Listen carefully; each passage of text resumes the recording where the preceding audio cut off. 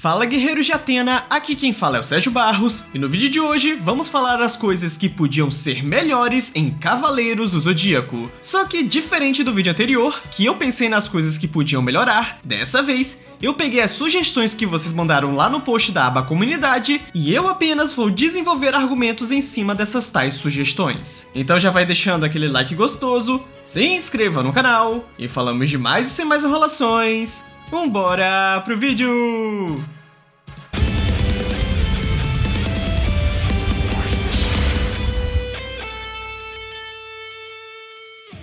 Antes de começar, eu queria só esclarecer uma coisa do vídeo anterior. Algumas pessoas questionaram se os cavaleiros poderiam correr na velocidade da luz ou apenas dar golpes. Não, gente. Eles tanto se movem quanto atacam, quanto correm também. Já foi dito no Tokumori que Shon ia do santuário até Jamiel treinar Mu apenas correndo. Seiya já se desviou de ataques da velocidade da luz. Ou seja, sim, sua agilidade deveria ser compatível com a velocidade de ataque. E os próprios ataques eu nem preciso dizer, né? Agora sim, vamos às sugestões de vocês. Em primeiro lugar, explicar como o panteão dos deuses funciona. E mano, eu concordo com isso demais. Uma coisa que fica jogada no ar é as leis que os deuses têm. Se eles são impedidos de algumas coisas, se o corpo divino deles pode estar na Terra ou não. Exceto Hades, nunca se foi explicado por que os outros deuses como Poseidon possuem humanos. Não é explicado a necessidade disso. A mesma coisa de Athena. Nunca se foi explicado o porquê dela nascer como uma humana. O que aconteceu com seu corpo mitológico? Ou seu corpo humano é o corpo mitológico, só que convertido em uma humana? Aqui no canal eu já fiz vídeos de teorias, mas é aquilo, são teorias e não fatos.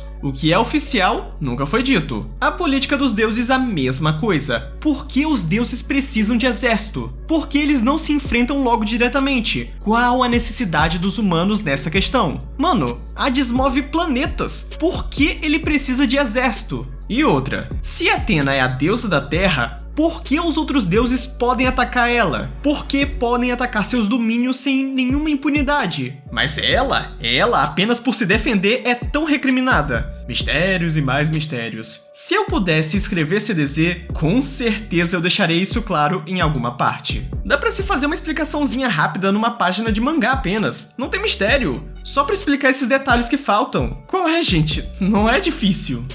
Em segundo lugar, temos o foco maior nos deuses menores e suas histórias. E eu não podia concordar mais. Eu achei muito prematuro os primeiros deuses a serem enfrentados serem logo Poseidon e Hades, que são nada mais nada menos que os três grandes deuses junto de Zeus. Eu entendo que a escolha foi pra angariar um público mais fácil, afinal, você começar a história com um deus quase que totalmente desconhecido pode não gerar interesse do público. Sei lá, você botar o primeiro adversário sendo a deusa Enyo, a maioria nem sabe quem é a deusa Enyo. Fora que Ring Nikakero, o primeiro sucesso do Kurumada, teve como inimigo Zeus, Poseidon e Hades. Não eles da mitologia grega necessariamente, mas quem já leu essa obra sabe. Só que, ainda assim era bom começar por baixo para ter uma gama de evolução muito maior nos protagonistas, possibilidade de mais arcos, mais formas de se aprimorar. Como por exemplo, o primeiro deus ser enfrentado ser o Morfeu, o deus dos sonhos. Aí em seguida podia ser a própria Ares, como aproveitada no filme e no spin-off Saint Achou, só que no caso no universo canônico. E aí sim, os últimos adversários seriam os grandes deuses. Eu, pelo menos, acharia mais interessante sendo assim. Em terceiro lugar, seria melhorar a história do Saga. Querendo ou não, a parte que ele mata o grande mestre e toma seu lugar, tanto no anime quanto no mangá, são muito confusas. O anime, com toda aquela história de Ares, deixou uma coisa toda aloprada, mas o mangá não se salva nesse quesito porque ainda assim é confuso. Tá. Saga mata o grande mestre, até aí tudo bem, eles estavam no Star Hill, nenhum cavaleiro de ouro se atreveria a subir ali, então o crime estaria totalmente encoberto. Mas e o próprio Saga? Ele desaparece do santuário? Ninguém questiona? É literalmente contra a lei abandonar o santuário sem permissão. Então por que não foi movido buscas atrás do Saga? Seria muito melhor inventarem que Aiorus tinha matado o Saga em sua suposta traição, e nisso, o Grande Mestre, em sua honra, o enterrasse em algum espaço especial dedicado a heróis, entre os Cavaleiros de Atena, que fica lá no Templo de Atena mesmo. Tem coisas mais bobas, como a voz do Saga, o que sinceramente pra mim, mudar o tom da voz ou fazer alguma ilusão nesse sentido, não é algo tão incomum de se pensar que o Saga poderia executar. O rosto dele era completamente sombreado, e o cabelo dele tinha o mesmo tom da cor do Shion do mangá. Então, nesse sentido, ainda é perdoável. Contudo, e o Mestre Ancião? O próprio Kurumada, anos depois, fez o capítulo especial Sensei Origem, onde ele mostra que Doku e Shion faziam conversas telepáticas, e nesse mesmo mangá, mostra Doku estranhando que Shion não respondia mais de volta. Mano, e fica por isso. Ele junto de Mu criam suspeitas, mas fica algo tão superficial. Antes tivesse botado que Shion ia visitar ele nos 5 Picos Antigos, afinal o próprio Shion ia treinar Mu e Jambiel, então não teria problema nesse sentido. Mas o Curupira gosta de complicar. E tem mais uma coisa que eu lembrei lá no Saga, o sentido dele desaparecer. Cara, ele é o segundo candidato a ser Grande Mestre. Então, aí que não seria preciso fazer buscas atrás dele? Porque Aiorus não era mais possível. Então só tinha um Saga. Como é que ficou essa banana? E por que nenhum Cavaleiro de Ouro anos depois foi cogitado? Nenhum dos Cavaleiros estranhou não ser chamado para ser Grande Mestre? Fica aí a questão.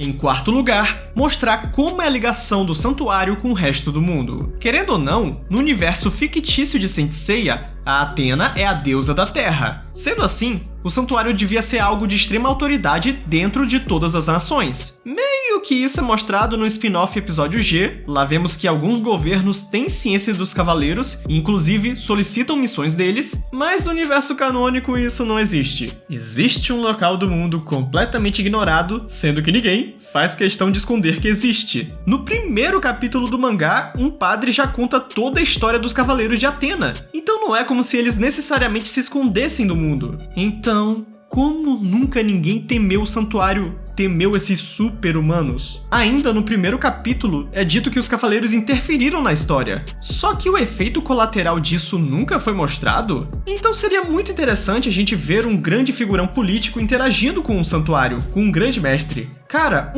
apenas uma cena dessa seria o suficiente pra gente ver que os países têm ciência do santuário. E em último lugar, uma coisa que eu quero e muitos fãs querem: um reboot 2D fiel ao mangá. Só que entendam, fiel não significa 100% igual, isso é impossível. Só que os 90% já está bom demais. Agora que o mangá, entre aspas, acabou, não estou contando com Next Dimension, dá pra fazer uma história alinhadinha anime e mangá, com alterações aqui e ali.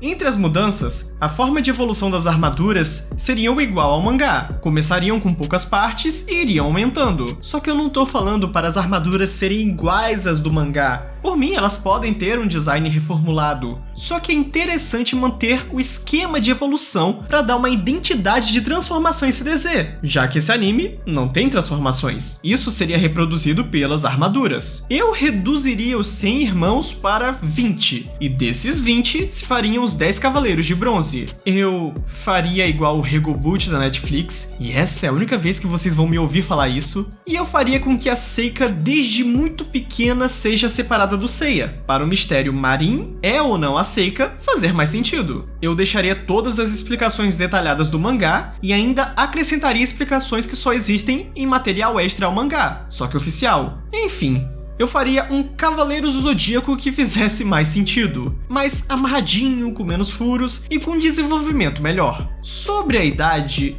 eu não sei se eu prefiro o design deles parecer com as idades do mangá, ou seja, Seiya 13 anos com cara e corpo de 13, ou eu faria todos eles terem uns 16 anos para deixar os corpos mais padrões ao que já conhecemos no traço final dos Cavaleiros de Bronze. E eu não tô falando daquele traço inicial versão bombada não, tá?